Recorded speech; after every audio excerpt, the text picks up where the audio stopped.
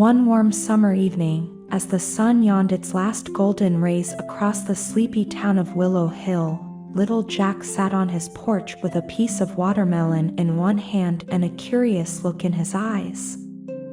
He had just finished brushing the sticky juice from his chin when he noticed something unusual in the sky, a small, fluffy white cloud bouncing strangely against the blue.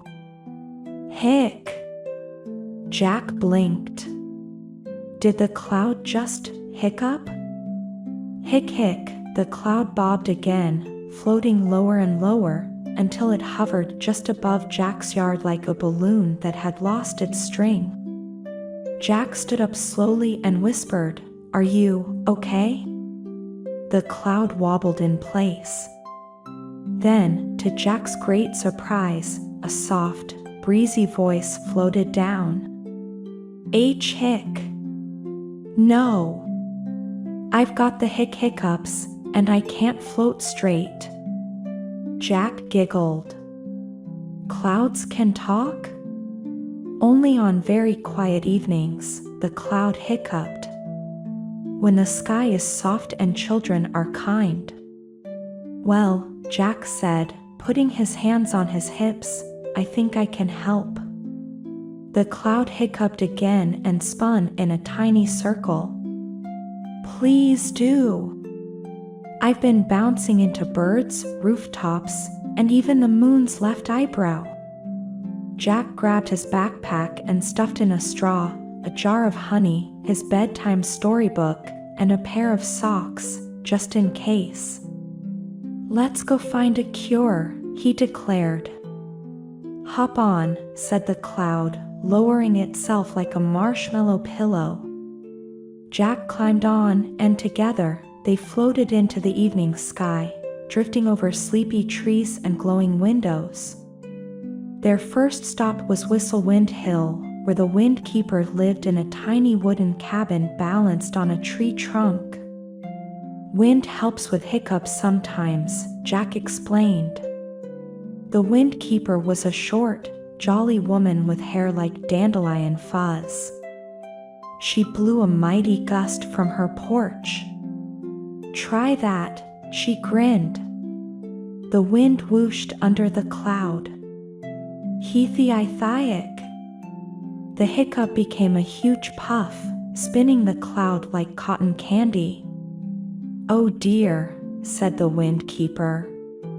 Too strong. Thanks anyway.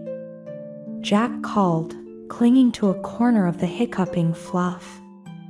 Next, they visited the Mountain of Mirth, where laughing goats were said to cure any trouble. The goats giggled and jiggled and juggled their own tails. Jack laughed so hard he almost fell off. The cloud, too, let out a hic. But the hiccups remained. Maybe laughter doesn't help clouds, Jack sighed. No hope so, the cloud moaned, bouncing all the way to the lake of lemon lights. There, the waters glowed with soft yellow ripples, and a turtle wearing spectacles popped out. I once read, the turtle said slowly, that scaring hiccups away might work. Scaring? Jack asked. But we don't want to be mean. Not mean, said the turtle. Surprising.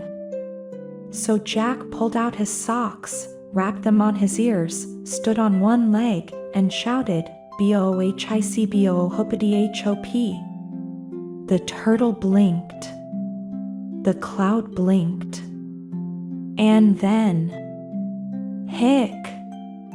Still there. Guess I'm not very scary, Jack admitted. You're very brave, the cloud offered kindly. But it looks like I'm stuck like this forever. Jack and the cloud floated silently over the meadow of moon moths, their glow lighting the grass below. Jack lay down on the cloud, tired and thoughtful. Then he had an idea. What if we stopped trying to fix the hiccups and let them be? Sometimes my hiccups go away when I stop thinking about them. Just ignore them, the cloud asked. Kind of. Let's just do something relaxing. So Jack opened his bedtime storybook and began to read aloud. Once upon a time, a squirrel made a scarf out of whispers and wind. The cloud listened. Its hiccups softened. Then she tiptoed across the stars to find the quietest corner of the sky. The cloud settled lower. And there, she slept among the silence. Hic. And then, nothing.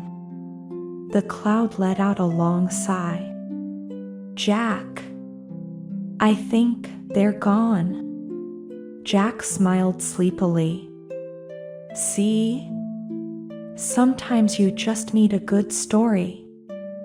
Thank you, the cloud said, wrapping a cool breeze around Jack like a blanket. As they floated gently back to Jack's house, the stars twinkled a little brighter, and the moon raised one silvery eyebrow in approval. The cloud dropped Jack off on the porch, now calm and fluffy as a bedtime pillow. Will I see you again? Jack yawned. Whenever the sky is quiet, the cloud whispered, and kind children are near. Jack waved as the cloud drifted up, smooth and hiccup-free, joining the sleepy dance of nighttime. He tiptoed inside, climbed into bed, and just before sleep took his hand, he whispered to the stars. Good night, cloud.